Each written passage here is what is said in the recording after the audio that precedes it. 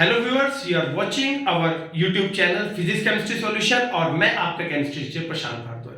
आज जिस टॉपिक को हम लोग बच्चों यहाँ डिस्कस करेंगे वो टॉपिक है elevation in boiling point. As you know very well, previous lectures में हम लोगों ने कोलिगेटिव प्रॉपर्टी को डिस्कस किया था और one of the colligative properties elevation in boiling point. तो शुरू करते हैं बच्चों, आज का वीडियो बड़ा इंटरेस्टिंग रहने वाला है, पूरा वीडियो एंड तक देखिए। The topic is elevation in boiling point. यह हमारा आज का टॉपिक रहने वाला है। सबसे पहले बच्चों, इस टॉपिक को पढ़ते हुए आपको ध्यान रखना है कि बॉइलिंग पॉइंट का मतलब क्या होता है। ठीक है, बॉइलिंग पॉइंट जनरल टर्म्स में हम एक थॉट प्रोसेस बना लेते हैं। यस बच्चे, जनरल टर्म्स में एक बात कहते हैं सर जिसपे कोई चीज बॉइल हो जाती है। तो पहले ये समझना बच्चों, ये एक जनरल अजम्पशन है हमारी कि जिसपे कोई चीज बॉइल हो जाती है। साइंस ऐसे नहीं चलती है। तो अकॉर्डिंग टू साइंस होता क्या है या कब हम ये कहते हैं कि किसी चीज का बॉइलिंग पॉइंट आ गया। समझिए, मान लीजिए आपने किसी वेसल में मिल्क या दूध को गर्म करने के लिए रखा हुआ है। ठीक है जी, जब आप दूध को आंच पे रखते हैं तो क्या होगा बच्चों, उसमें से वेपर्स बनना शुरू होंगे और वो वेपर्स ऊपर की तरफ उठेंगे। तो जब वेपर्स ऊपर की तरफ उठते हैं बच्चों, तो वो अपर साइड में एक प्रेशर अप्लाई करेंगे जिसे हम वेपर्स का प्रेशर और you can say vapour pressure of that particular solution कहेंगे। क्लियर है? फॉर एग्जांपल, मान लीजिए हमारे पास एक वेसल है और यहां हमने एक हाइपोथेटिकल बर्नर लगा दिया। अब यहां से क्या होगा बच्चों, वेपर्स उठने शुरू हो जाएंगे। ठीक है जी। अब आपको यह भी पता होगा बच्चों कि इस पूरी दुनिया में हम सबके ऊपर एक प्रेशर अप्लाई होता है, that is called atmospheric pressure and it's value is 1 atmosphere. हम जनरली इसको क्या मान के चलते हैं बच्चों, 1 एटमॉस्फेयर। ये प्रेशर नीचे की तरफ अप्लाई होता है और हमारे वेपर्स ऊपर की तरफ प्रेशर अप्लाई करते हैं। तो जब वेपर ऊपर की तरफ होंगे that is called vapour pressure और जो नीचे की तरफ लगेगा that is called atmospheric pressure. तो जब हम इसे गर्म करेंगे बच्चों तो वेपर थोड़े थोड़े वेपर्स बनने शुरू होंगे और they try to apply a opposite pressure to atmospheric pressure. But क्योंकि एटमॉस्फेरिक प्रेशर ज्यादा है तो वो वेपर प्रेशर कम होने की वजह से उसको अफेक्ट नहीं कर पाएंगे। लेकिन जब हम कंटिन्यूअसली इस वेसल में जो भी आपका सॉल्यूशन है उसको गर्म करते जाएंगे तो इन वेपर्स की संख्या बढ़ती जाएगी। क्लियर है बच्चों? वेपर्स की संख्या बढ़ती जाएगी और वो सब कहां मूव करेंगे, ऊपर की तरफ। और उनका प्रेशर क्या होगा, वेपर प्रेशर, जो कि अब पहले से ज्यादा होगा। तो जब ये वेपर्स का प्रेशर बच्चों इस एटमॉस्फेरिक प्रेशर के बिल्कुल बराबर आ जाता है, समझ पा रहे हैं मेरी बात को? वेपर्स का pressure that is upward side, atmospheric pressure is downward side. When vapor pressure is exactly equal to the atmospheric pressure, that particular temperature is known as boiling point. Am I clear? जब आपका vapour pressure किसके बराबर हो जाए, atmospheric pressure के, तो उस temperature को हम क्या कहते हैं, उस टेम्परेचर को बच्चों बॉइलिंग पॉइंट कहा जाता है। क्लियर? तो ये आपको ध्यान, अब याद कीजिए, अगर आप वेसल दूध गर्म कर रहे हैं घर पे तो शुरू में क्या होता है, हल्का हल्का सा उसमें से भाप आनी शुरू होती है और जब आपका वेपर प्रेशर एटमॉस्फेरिक के प्रेशर के बराबर होगा तो आपका बॉइलिंग आ गया। अगर आप उसके बाद भी बर्नर को ऑन रखेंगे तो क्या होगा, वेपर प्रेशर एटमॉस्फेरिक प्रेशर को बीट कर देगा, उससे ज्यादा हो जाएगा। तो क्या होगा, आपका दूध पतीले से बाहर आना शुरू हो जाएगा। समझ पा रहे? उसी को हम लोकल लैंग्वेज में क्या बोल देते हैं, बॉइलिंग पॉइंट। आई है इतनी बात समझ बच्चों? चलिए आगे देखते हैं।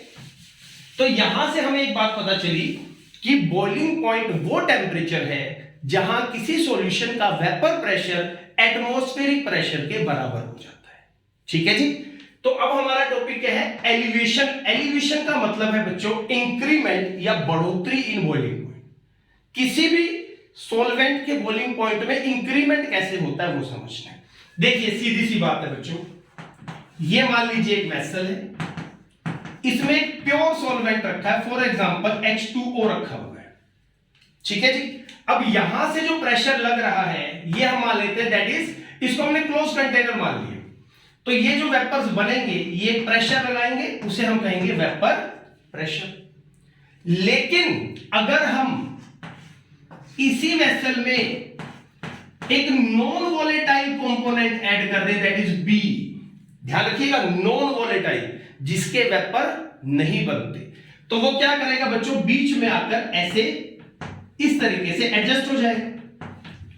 अब क्या प्रॉब्लम आएगी बच्चों, यहां क्या था, पूरा सरफेस फ्री था फॉर क्रिएटिंग वेपर्स। यहां क्या प्रॉब्लम आ गई, बीच बीच में कुछ नॉन वोलेटाइल पार्टिकल हैं जो अब वेपर्स को इतना ज्यादा नहीं बनने दे रहे। तो क्या हो जाएगा बच्चों, वेपर प्रेशर आपका डिक्रीज हो जाता है। क्या बात समझ में आई? तो whenever we are going to add a non-volatile solute in a solvent, its vapor pressure always decrease. Clear है? ये बात ध्यान रखेंगे। तो देखिए इस वेपर प्रेशर की कमी का हमारे बॉइलिंग पॉइंट पे क्या प्रभाव पड़ता है, उस बात को समझते हैं। तो चलिए मैं आपको ग्राफिकली समझाता हूं इस बात को। ये मान लीजिए हम एक ग्राफ ड्रॉ करने की कोशिश कर रहे हैं। ये वेपर प्रेशर है बच्चों, ये 1 एटमॉस्फेरिक प्रेशर है और ये है टेम्परेचर। ठीक है जी।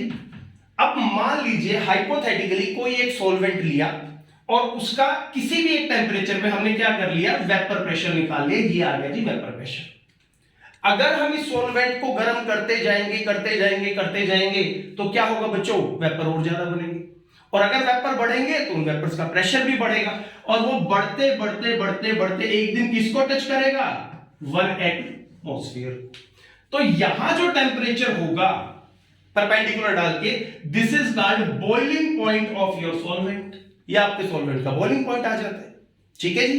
अब मान लीजिए मैं इसी सॉल्वेंट में एक नॉन वोलेटाइल सॉल्यूट डाल दूं तो याद कीजिए वेपर प्रेशर क्या हो जाएगा, पहले से थोड़ा कम हो जाएगा। अब फिर इसको गर्म करना शुरू करेंगे, इसका वेपर प्रेशर बढ़ाएंगे तो एक दिन बढ़ते बढ़ते ये भी क्या करेगा, एटमॉस्फेरिक प्रेशर को टच करेगा। तो यहां से अगर हम परपेंडिकुलर डालेंगे बच्चों तो that is called boiling point of solution.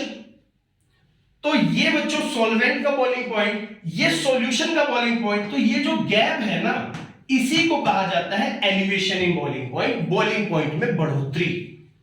क्या बात समझ में आई है? अगर आप इसको ऐसे समझिए, पानी का बॉइलिंग पॉइंट 100 डिग्री है, हम ये मान के चलते हैं क्योंकि ये ऑथेंटिक एक्सपेरिमेंट से प्रूफ है। अगर आप उस पानी में बच्चों नमक या चीनी भी डाल देंगे तो उसका बॉइलिंग पॉइंट 100 से तो ज्यादा पक्का हो जाएगा। मे भी हो सकता है 101 हो जाए, 2 हो जाए, कुछ भी हो, but it must increase, at least slight increase तो पक्का होगा। वो जो इंक्रीज होगा, मान लीजिए वाटर, सिंपल वाटर है बच्चों, बॉइलिंग पॉइंट कितना, 100 डिग्री। अब हमने क्या कर लिया इसमें NaCl को ऐड किया, now the boiling point comes out to be 102। तो this 2 degree increment is known as elevation in boiling point represented by the symbol this one। ठीक है जी। तो इसे हम क्या नाम देते हैं बच्चों, elevation in boiling point. Clear है ये बात आपको? तो चलिए अब इसका बस एक मैथमेटिकल फॉर्मुलेशन है वो और समझते हैं, 2 मिनट में आपको टॉपिक क्लियर हो जाएगा। तो डेल्टा टीबी कैसे निकला बच्चों, सॉल्यूशन के बॉइलिंग पॉइंट में से सॉल्वेंट का घटा देते हैं, solution minus solvent comes out to be elevation in boiling point.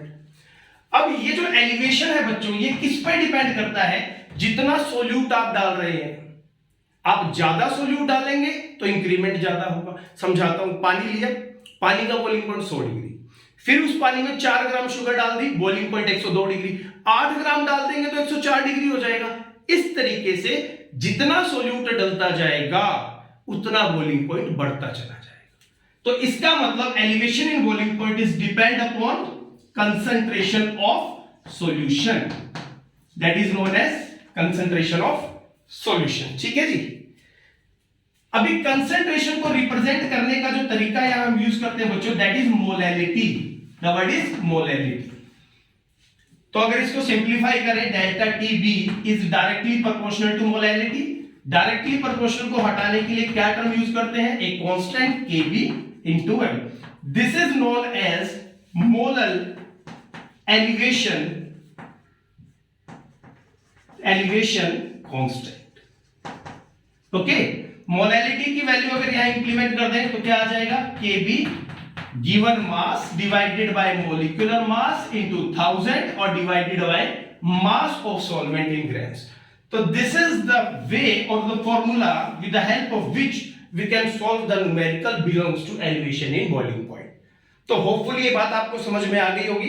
इस फॉर्मूले को अच्छे से देख लीजिए, इसके बाद नेक्स्ट वीडियो में हम लोग इसी फॉर्मूले पे बेस्ड न्यूमेरिकल ट्राई करेंगे। ठीक है बच्चों, अगर कोई भी दिक्कत है आप कमेंट सेक्शन में डाल सकते हैं। अगर कहीं पे कोई भी कंफ्यूजन है तो जब तक आप इस वीडियो को देख के प्रॉपर नोट्स अपने तैयार कीजिए।